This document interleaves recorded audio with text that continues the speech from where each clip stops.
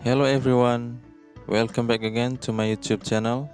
Saat ini saya akan berbagi pelajaran mengenai kalimat atau sentence. Sebelum itu mari kita cari tahu dulu apa itu sentence.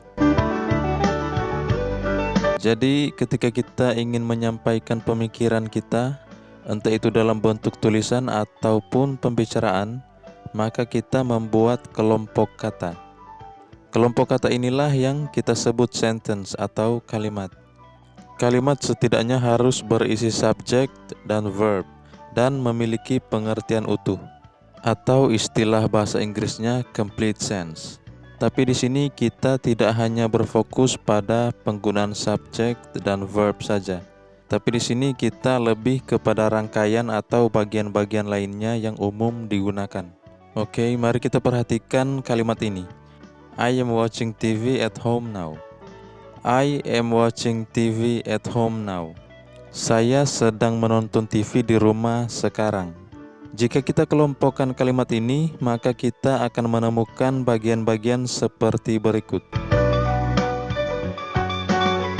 Ini urutannya ada subject, verb, object, adverb of place, adverb of time. Jadi I pada awal kalimat berfungsi sebagai subject, am watching sebagai verb atau kata kerja, TV sebagai objek atau objek dari kata kerja. Selanjutnya at home, keterangan tempat. Dan yang terakhir ada now sebagai keterangan waktu atau kata keterangan waktu. Ini adalah struktur kalimat pernyataan dan bagian-bagian atau urutan dari struktur kalimat pernyataan ini tidak dapat kita pindah-pindahkan begitu saja. Meskipun begitu, dalam pembentukan kalimat ada bagian adverb yang bisa kita hilangkan atau kata keterangan yang bisa kita hilangkan. Misalnya dalam contoh berikut, I am writing a letter at the moment. I am writing a letter at the moment.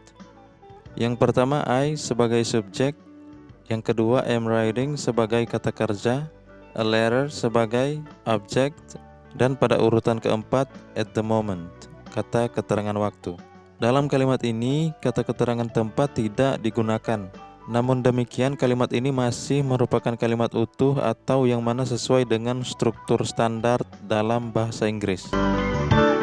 Kalimat yang saya pakai dalam contoh-contoh di atas merupakan kalimat dalam bentuk waktu present continuous. Tentu kita bisa menggunakan atau mengaplikasikan bentuk waktu yang lain pada contoh-contoh kalimat yang lain juga. Misalnya seperti contoh ini. I have put the books on the table. I have put the books on the table. Saya sudah menaruh buku-buku itu di meja atau di atas meja. Kalimat ini menggunakan bentuk waktu present perfect tense. Perhatikan lagi strukturnya.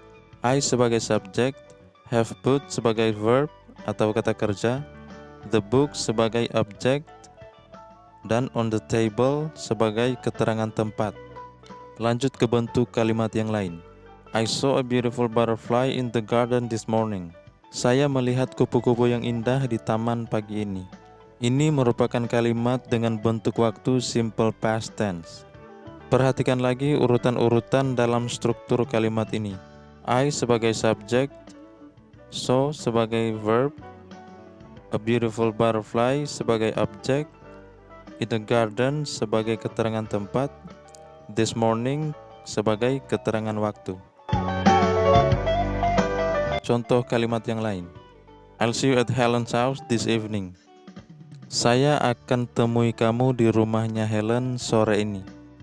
Sebetulnya evening bisa bermakna sore ataupun malam, tergantung seperti apa konteks yang ada. Dalam kalimat ini kita menggunakan bentuk waktu simple future tense. Urutan dalam struktur kalimat ini. I sebagai subjek, will see sebagai verb, you sebagai objek, at Helen's house sebagai keterangan tempat, tomorrow sebagai keterangan waktu. Jadi ingat saja rangkaian atau urutan-urutan yang dicontohkan ini, dan dalam pembuatan kalimat subjek dan verb itu harus ada karena itu merupakan inti dari kalimat. Meskipun saya menyinggung soal tenses atau bentuk waktu, tapi fokus kali ini pada pembentukan kalimat saja. Tapi bagi teman-teman yang mau belajar tenses atau bentuk waktu, pelajarannya ada di channel ini. Silakan teman-teman buka pada playlist dan lihat pelajarannya di sana. Jangan lupa untuk membuat contoh kalimat di kolom komentar biar kita bisa sama-sama belajar. Atau teman-teman yang mau bertanya, silakan komen di bawah. Kira-kira itu yang dapat saya bagikan bersama teman-teman saat ini. Semoga pelajaran mengenai kalimat ini bisa membantu dan bermanfaat bagi teman-teman yang belajar bahasa Inggris. Nanti kita akan bertemu pada materi-materi yang lain. Selamat belajar dan thank you.